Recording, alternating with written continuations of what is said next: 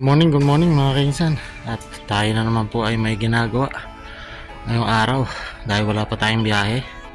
At ayan po yung ating ginagawa. Tayo po yung nagugupit dito sa may banda rito. Merong isang malaking puno. Yan po yung ating ginagawa ngayon. Bali exercise natin to. Nagpapapawis din tayo mga kainsan. Yan po yung ating kailangan gawin. Pasimulan na nga po natin yung side na to. Tapos yung ibabaw gagamitin natin ng gagamit tayo ng hagdan o yung ladder. So yung banda rito, yung dating swimming pool, ayan, okay na po siya, halos kompleto na po yan, pero may kulang pa, meron pa pong inaayos dyan o meron pang nire-repair dyan po sa loob nyan. So silipin nga natin mga kainsan kung ano yung ginawa dito.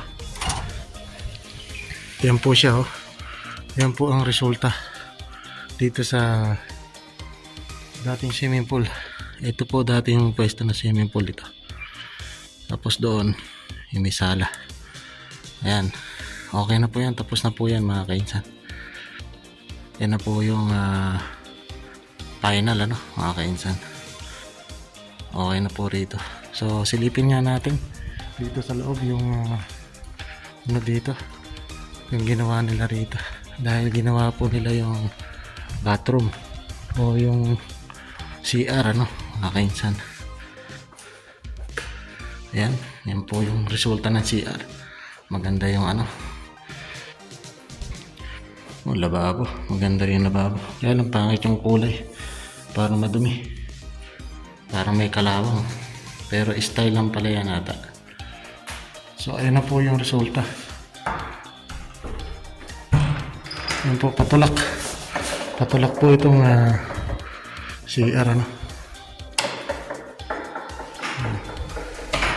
puro ka ganyan, patulak po yung CR mga kainsan pag gagamit tayo. Ayan, yan po yung mga gamit pa nila na hindi pa natatapos. At okay na po ito, almost finished na po ito. 95% tapos na siya. So ito na po, kompleto na nga rin po rito yung dining table. Ayan, marmol po siya, marmol. Okay na po. Ayan pa sa banda rito. Tapos kinabit up yung cabinet dun. Ayan, cabinet din dun. So patungan dito ng mga lagayan ng mga lagayan ng mga kasangkapan o mga yung tawag dito, plato, ganyan, mga gamit para dito sa table, sa may na to, dining table. Ayan, dalawa po yung dining table dito. So almost finished na po ito mga kainsan, wala na pong problema rito. Yung iba na lang na konting repair na lang mga kainsan. So ayan, okay na rin dito, pinakasala. Tapos ito yung pinakamalaking sala mga kainsan. Yan, okay na po ito, final na po ito mga kainsan. So ayan, tuloy-tuloy na po tayo dun sa ating pong ginagawang pagugupit doon. Tatapusin po natin ngayon yan habang wala pa tayong biyahe. So let's go mga kainsan. Balik back to work tayo. In-update lang po natin tong dating swimming pool. Ngayon ay madlis o annex o sala area. Yan po yung resulta.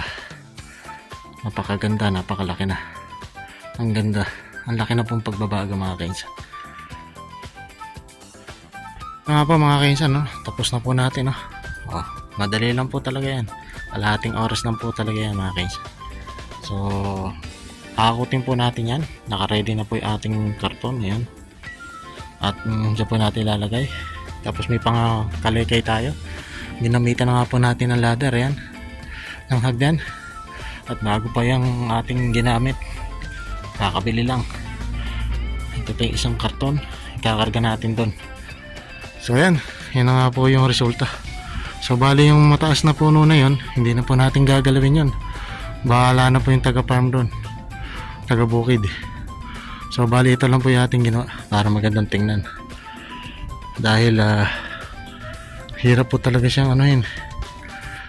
Pagka machine ang ginamit, hirap po talagang gupitan siya, kaya mano-mano po. So ayan, yan po yung ating ginawa, at syempre pinagpawisan tayo. Malaking bagay yan sa katawan natin. Siyempre pagka tayo ay napapagod at hingal na, stop muna. So ayan, update ko na lang kayo mga kaisan mamaya, at tatapusin po natin hakutin mga kaisan.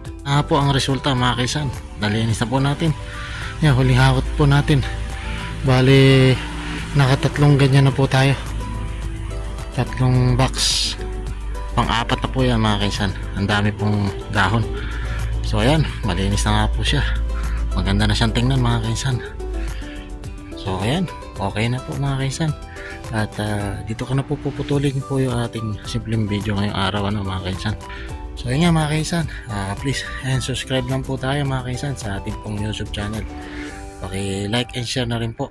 At ayun, pati po sa ating pong FB page, sa ating pong reels, paki-follow na rin po mga kaisan. So ingat and God bless po mga kaisan. So hanggang sa muli mga kaisan. So sabi ko nga, life is better, better is life. So happy lang tayo mga kaisan. Bye bye.